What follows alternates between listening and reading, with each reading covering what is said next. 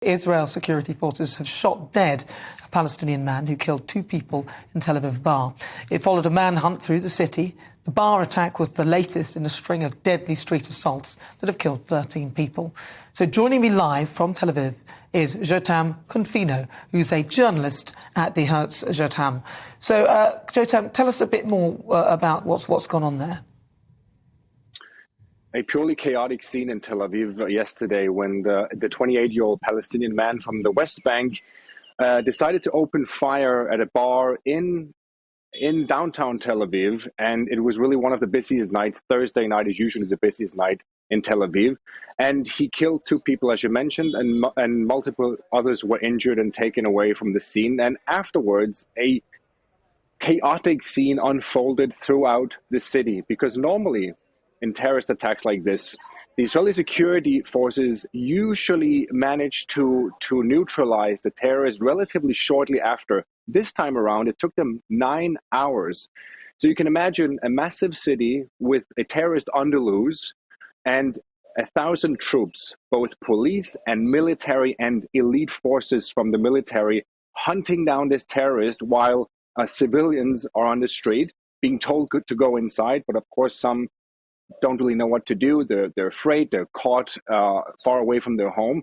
So a purely chaotic scene, which was also covered live on TV, which is unprecedented. The local TV channels were literally behind the elite forces as they went from building to hunt down this terrorist, something I have never seen in the many years that I've lived here. After 9 hours, they found him 4 kilometers away from the scene. They shot and killed him. He was hiding near a mosque south of Tel Aviv. And now, of course, they're on high alert, and they are expecting more attacks to come, unfortunately. And the reasoning for these what's triggering these sort of attacks on civilians, and when is it likely to end, if at all there is a view that there'll be? It's a good question. First of all, we have to remember that the Israeli-Palestinian conflict isn't going anywhere just because we don't hear about it so much in the news on a daily basis. The conflict is ongoing. The 4 attacks we've had so far are different. The 2 first terrorist attacks that happened about 2 weeks ago were inspired by Islamic State, and they were committed by Arab Israelis, which means that they're Israeli citizens, and it makes it all the more difficult for the Israeli intelligence agencies to track them down. The 2 later attacks, the one we saw yesterday and the one we saw a week ago, were committed by Palestinians coming from the West Bank.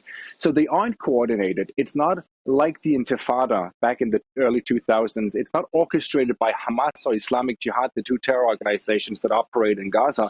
They aren't behind it. They're praising the attacks and they're welcoming it, but they aren't orchestrating it, which means it's lone wolf attacks. It's copycat attacks, as we call them. Whenever someone sees someone carrying out an attack successfully, so to say, and murdering people, other people will be inspired. And this is what we're seeing now. And this is why the Israeli military and the defense establishment in general are very, very worried, because they can't track them down. It's very difficult for them to foresee when the next attack will happen. They arrested 200 people since yesterday. And this means that the hunt is ongoing and the attacks will likely continue, unfortunately. Yeah, it's very, very, very unfortunate. Jotam, thank you very much for joining us. That's Jotam Confina. He's a journalist at the Hertz.